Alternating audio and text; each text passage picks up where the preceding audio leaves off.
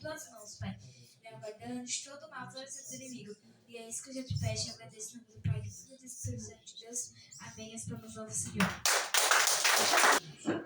E o que o irmão falou, né, foi ontem que aconteceu isso comigo. Ontem eu fui numa campanha, no último dia da campanha, então eu não conhecia quem estava lá, só conhecia o morador da casa. Como já estava a casa cheia, eu fiquei do lado de fora. Creio que todos nós que vamos a algum lugar, a gente se esconde um pouco, né? Porque nós estamos lá, não conhecemos ninguém. Então eu fiquei lá fora conversando com as outras pessoas. Quando uma senhora veio me chamar e falou: pastor, o senhor pode dar a palavra? Eu falei: mas eu não sou. Eu falei: gente, mesmo escondido, mas eu não sou pastor, eu sou um servo. E para a honra e glória do nosso Deus, tudo deu certo. A palavra, eu nem sabia que Deus podia me usar, mas Ele acabou me usando do jeito que Ele quis. E eu acabei chorando por isso, né? Porque quando a gente é tocado e é usado, a gente chora. Se alegrar o quanto Deus me ama. Amados, em Mateus 6, do 1 a 4. Guardai-vos de fazer a vossa esmola diante dos homens, para ser vistos por eles. Aliás, não tendes galardão junto de vosso Pai, que está nos céus. Quando, pois, derem essas esmolas, não os faças tocar trombetas diante de ti, como fazem os hipócritas nas sinagogas e nas ruas, para serem glorificados pelos homens. Em verdade vos digo que já tem o seu galardão. Mas quando tu deres esmola, não saiba a mão esquerda o que faz a tua direita, para que a tua esmola seja dada em secreto. E teu Pai, que vê em secreto, Ele mesmo te recompensará. Queiram tomar os seus assentos.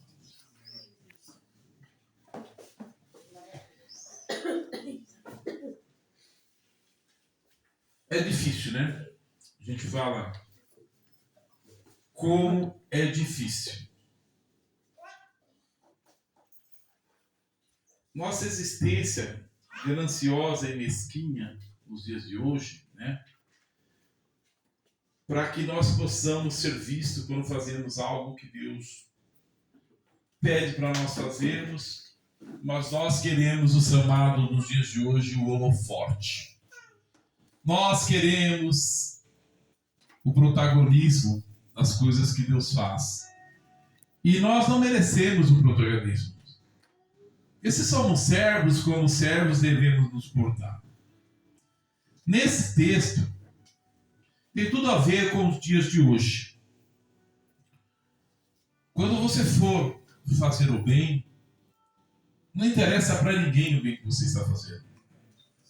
Só interessa que você está fazendo e Deus está te olhando.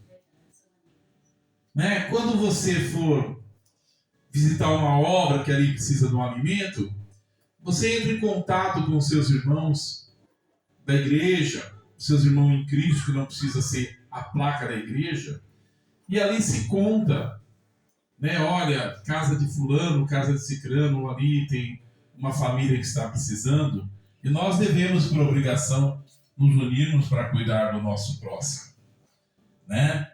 E isso Jesus tem cobrado aqui, porque Jesus disse isso.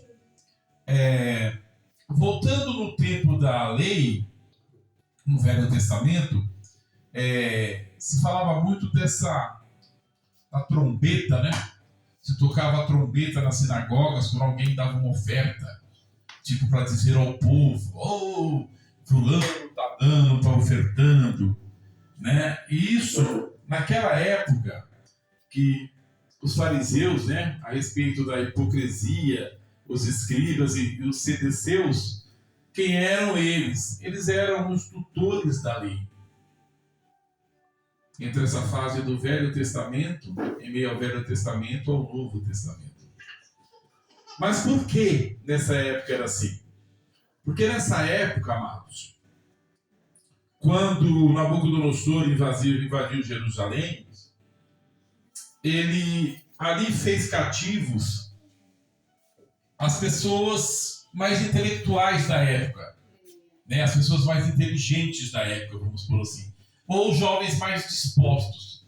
Os irmãos já devem ter ouvido falar da passagem de Daniel, né, que foi levado cativo, né, com seus 3 amigos, né, Sadraque, Mesaque e Abednego, e ali, tirando essas cabeças de algumas cidades, você automaticamente tira do inimigo o poder de se reerguer contra você.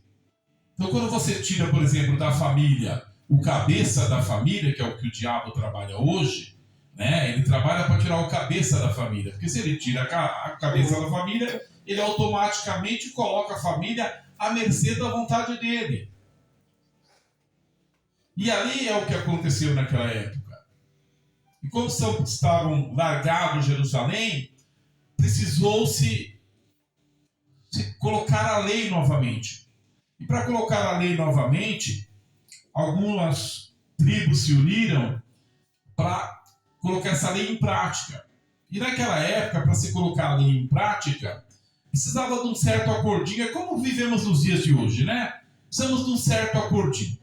Seja com os gregos ou seja com os romanos. Né? Então precisava-se de um certo acordinho porque alguém queria ser sacerdote, né?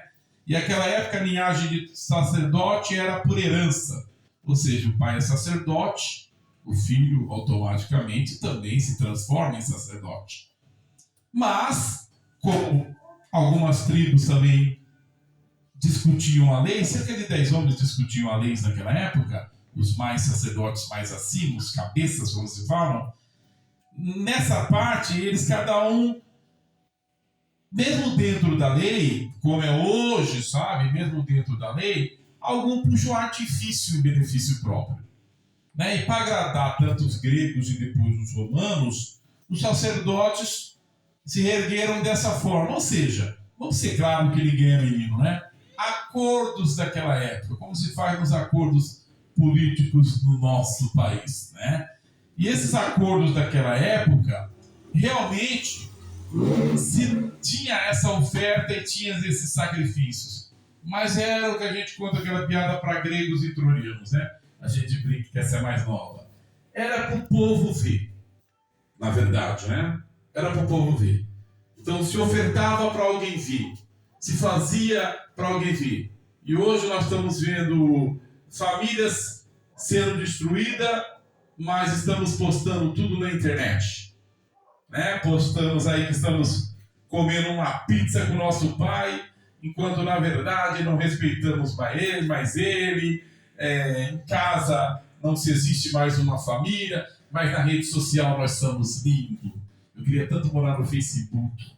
Lá todo mundo é bonzinho e amoroso. Eles botam um bom dia lá de manhã, tão abençoado, que eu falo, gente, eu vou arrumar uma casa no Facebook. Que realmente é os dias que vivemos hoje. Então, quando Jesus fala sobre isso, de você dar sem ninguém saber, não é só a oferta, né? É tudo que estamos fazendo pelo outro. Parece que precisamos postar, né? Hoje buscamos estar em locais para ser vistos, né? Como hoje olhamos para o homem, como o pastor Marcos acabou de falar, estamos buscando ídolos. Nós não estamos mais buscando Jesus Cristo.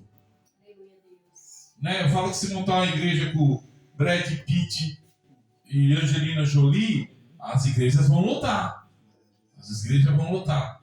Como eu tenho visto em algumas placas de igreja aí que é tanta heresia que eu que sou pequeno, estou começando o meu passinho de criança na caminhada com Cristo, mas a minha vivência de homem, sem conhecimento da palavra, já tinha essa sensibilidade de entender que hoje a população não está mais buscando a Cristo.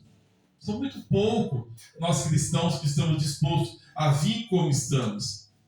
Não é verdade? Seja com a roupa de trabalho que estamos, seja de ônibus, seja da forma que tivermos, nós vamos. Talvez seja o primeiro amor, não. Tem muitos que eu conheço que já estão há 30 anos e mantêm o mesmo foco 40 anos e mantém o mesmo foco. Isso é amor. E isso é recompensa. Porque a nossa recompensa é estarmos aqui falando de Cristo. Essa é a nossa recompensa. Né? Eu creio que nós não gostaríamos, mas pode haver a permissão de Deus, né, de estarmos numa cama do hospital, de estarmos passando por uma dificuldade, mas quem não está? Não foi isso que nos foi prometido. Né? Eu sei que tem aquela parte da Bíblia que fala que enquanto eu te uso, eu cuido de tudo que te faz chorar. Sim, mas é o que te faz chorar, tá? Ou seja, não é o que te faz sorrir, não. Ontem o pessoal estava louvando um louvor atual, né? A bondade de Deus, né? Eu falo, gente, é tão bonito a gente louvar a bondade de Deus. Mas por que a gente não louva também a justiça de Deus? Né? Por que nós não louvamos a justiça de Deus? Em Gênesis 3, diz assim, né? Vocês viram que eu tive que imprimir, né, irmãos? Gênesis 3, 6. Ora, a serpente era mais astuta que todos os animais do campo que o Senhor Deus tinha feito. E esta disse à mulher: é assim que Deus disse: não comereis de toda a árvore do jardim. E disse a mulher à serpente: do fruto das árvores do jardim comeremos, mas do fruto da árvore que está no meio do jardim, disse Deus: não comereis dele, nem nele tocareis, para que não morrais. Então a serpente disse à mulher: certamente não morrereis. Olha que curiosidade. Nós somos assim, né? Nós temos uma vozinha que fala pra gente: vai lá, vai doer nada, ninguém vai ficar sabendo, né? Essa é a serpente dos nossos dias de hoje. Né? Vai lá, prega de qualquer jeito. Faz um contexto aí teatral fora da Bíblia. Pula, roda, gira. Finge que está olhando para o céu, que Deus está falando com você. Estamos assim hoje. Estamos buscando esse movimento. Né? Parece que estamos fugindo da sintonia de Deus. Então a serpente disse à mulher: certamente não morrereis. Porque Deus sabe que no dia em que dele comerdes, se abrirão os vossos olhos e sereis como os Deus, sabendo o bem e o mal. Olha que curiosidade maravilhosa, hein? E hoje nós estamos assim. Nós estamos se olhando no espelho. Será que estamos se olhando no espelho? Porque muito de nós nessa terra, está se sentindo um Deus. Determina-se sobre a vida do esposo, o esposo da mulher, dos filhos, dos vizinhos, no trabalho, da opinião, quer mandar mais que o patrão, quer ser dono da empresa, mas não quer assumir os impostos, não é? Hoje nós estamos assim. Né? E viu a mulher que aquela árvore era boa para se comer, e agradável aos olhos, e a árvore desejável para dar entendimento, tomou do seu fruto e comeu. E deu também ao seu marido, e ele comeu com ela. Então foram abertos os olhos de ambos, e conheceram que estavam nus. E coceram as folhas da figueira, e fizeram para si aventais. Né? E ouviram a voz do Senhor Deus que passeava no jardim pela viração do dia. E esconderam-se Adão e sua mulher da presença do Senhor Deus entre as árvores do jardim. Chamou o Senhor Deus: Adão. E disse-lhe: onde estás? E ele disse: ouvi a tua voz soar no jardim, e temi, porque estava nu e escondi-me. E Deus disse: quem te mostrou que estavas nu? Comestes tu da árvore de que te ordenei que não comestes? Então disse Adão: a mulher que me deste por companheira, ela me deu da árvore e eu comi. Quantos de nós usamos essa desculpa? Quantos? Quantos de nós usamos essa desculpa? Eu fiz porque fizeram comigo. Né? Eu fiz. Ah, Senhor, mas assim, ó, pensa assim, vai. Ah, aquela fruta veio no meio de uma salada de fruta que Eva me trouxe, então não deu para eu ver. Olha que desculpa poderia ser usada, né? Ah, mas a fruta veio como sobremesa no jantar, eu já estava de barriguinha cheia. Eva falou assim para mim: olha, temos uma sobremesa aqui, essa fruta aqui, que é meio estranha. Nós somos assim. Nós estamos sempre atropelando esse chamado de Cristo para a salvação com as desculpas que amanhã eu mudo, amanhã eu faço, amanhã eu vou. Ah, eu não fui porque estava chovendo, né? Eu não fui porque o transporte que passa na minha rua hoje ele deu a volta. Tem gente que é assim. Tem gente que consegue mentir tanto para si próprio que ele consegue no velório amanhã da mentira que ele falou pro patrão dele ontem. Falou: não, eu não vim porque a minha tia morreu, minha mãe morreu, e no outro dia ele está no cemitério. Poxa, eu menti tão bem, eu estou até no cemitério esperando o corpo. Tem gente que é assim. Outrora, eu também fui assim. Outrora eu também fui essa ferramenta maravilhosa no mundo do inimigo, e ele me lapidava bem, porque ele fazia muitas das coisas que eu queria. E eu nem precisava pedir.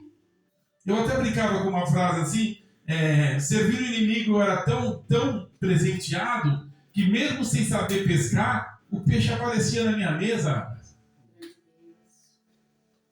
Mas, quando Jesus me encontrou e me deu a oportunidade de conhecê-lo, eu descobri que eu não precisava de nada daquilo que o inimigo me deu. E por não precisar de nada daquilo que o inimigo me deu, eu comecei a me questionar. Eu comecei a me olhar no espelho e descobri que o maior inimigo da minha vida era eu. Era eu que dificultava o meu caminho para Cristo. Era eu que dificultava com as minhas desculpas o meu querer entender quem é Cristo. Era eu que só comprava uma correntinha com um crucifixo para dizer que eu tinha fé. Olha que bonitinho, né? Vou botar uma correntinha com crucifixo, eu tenho fé. Não. Descobri que a minha fé é como o café da manhã todos os dias. Eu tenho que acordar com ela. Eu tenho que andar com ela. Eu tenho que respirar com ela. Eu não tenho mais que pôr desculpa do: eu briguei com a minha mulher porque eu tomei um corote. Como é que é? Eu tomei um corote. Fui ali e tomei uma cerveja. Eu briguei com meu marido porque a minha mãe adoeceu. Eu briguei com a minha mãe porque a minha mulher me ofendeu. Nós para tudo arrumamos uma desculpa. Dificilmente nós, homens e mulheres, temos a consciência de olhar no espelho e falar: eu sou o monstrinho da minha vida. O monstro da minha vida sou eu. Eu escolhi o mal. Eu escolhi o caminho errado. Né? Quando tivermos consciência que nós escolhemos aquilo que devemos viver, nós também temos consciência que aquela semente jogada lá atrás, uma hora ela vai dar fruto. E não importa onde você esteja, uma hora vai dar fruto. E se o fruto for docinho igual uma manga, delícia. Entendeu? Aí se o fruto for um limão, o único alimento depois de 72 horas sem comer nada e você vai ter que comer ele, esse é a maioria dos frutos que nós colhemos para as nossas sementes. Então, quando aqui Adão criou a vergonha por estar nu, Porque ele aceitou o mal que a mulher ofereceu. Ela não obrigou ele. Aqui não diz que Adão foi algemado, amarrado, dado paulada no coco, falar, abre essa boca e come essa maçã aí, rapaz. Diz que era maçã, de repente assim, entendeu? Então não foi assim. Ele aceitou. E aí ele se envergonhou. Quer dizer, depois de tudo que ele fez, depois de ter colocado a gente nessa pegada, que foi através daquele erro lá, que a humanidade vinha nessa pegada, ele se envergonhou. Mas depois que se envergonhou, não tem mais o que fazer. Aí aceita-se a justiça de Deus. Por isso que eu comentei a bondade de Deus, né? A nova música que está nos hits de sucesso. Sim, nós cantamos muito a bondade de Deus, mas e a justiça de Deus? Se nós somos realmente conscientes dos nossos erros e dos nossos atos, e que realmente a semente jogada lá atrás, ela germinou, ela cresceu, virou uma árvore e deu o fruto, de repente o fruto que nós não gostamos, nós temos que reconhecer que a culpa é nossa. E nós não temos que questionar a Deus pelo nosso sofrimento e a nossa dor. Porque já teremos no mundo a aflição. Pronto. Já está aí, quebra qualquer paradigma de pensar aqui, né? Então já teremos no mundo a aflição. Né? Quando Jesus nasceu, como disse o pastor, já mandaram matar todas as criancinhas ao redor de quem tinha nascido naquela região. Então já imagina, ele já era perseguido bebê, tá? Bebê, nem falava, nem andava, nem nada. Imagina nós, adultos, inconsequentes fomos. E vamos ser sinceros, também teve uma época que nós fomos muito hipócritas. Né? Como diz na passagem aqui, nós fomos muito hipócritas. E há um preço a ser pago. Mas também há uma recompensa a ser paga. Né? Se nós mudarmos o nosso posicionamento, se nós pararmos de corrermos atrás de ídolos, se nós pararmos de querermos sermos vistos, né? Fazendo a obra de Deus, né? Expondo, e começarmos a entender que tudo é feito em oculto, e Deus está vendo, então entenda que aqui Jesus também está falando que Ele também está vendo o seu coração. Ele também está ouvindo a sua oração. Ele também está prestando atenção no seu posicionamento. Né? Qual o pai que quer ver um filho pedir um doce e dar um limão para ele? Não é? Então Deus é assim. Ele também tem a justiça. E aqui Adão e Eva fugiu de todo o padrão. Olha que eles foram aconselhar. Pensa esses dois. Não vamos pro nós não. Não vamos pro nós não. Pensa esses dois. Eles viram a Deus. Eles viviam com Deus. Eles batiam papo com Deus todos os dias. Você estava lá no jardinzinho, creio eu, num tronquinho de árvore ali, e falava: oi, Senhor, bom dia, meu Deus, tudo bem? Ô, Adão, tudo bem? Você está bem? Está ótimo, Senhor. Que maravilha! Você viu, Adão, que eu te trouxe essa mulher aí, ó, linda, bonita, formosa, só para você, Adão. Adão, maravilha!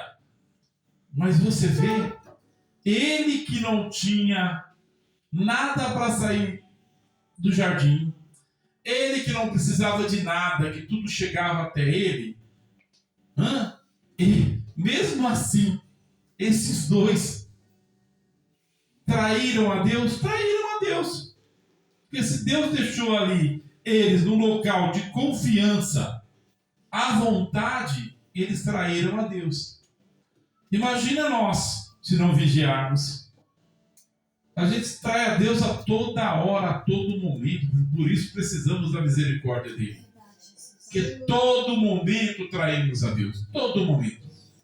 Seja no pensar, seja no falar, seja até na forma de andar. Qual o testemunho que nós damos do nosso Jesus Cristo, do nosso Deus aí fora? Né? Estamos aí, hoje, cultuando, né? Pessoas que falam assim. Esse dia uma irmã falou assim: eu vou comprar aquele CD que tem aquele louvor, né? O cantor fez aquele louvor para Deus. Mas se ele fez para Deus, o que ele está cobrando? Põe de graça aí na rede social. O que ele está cobrando?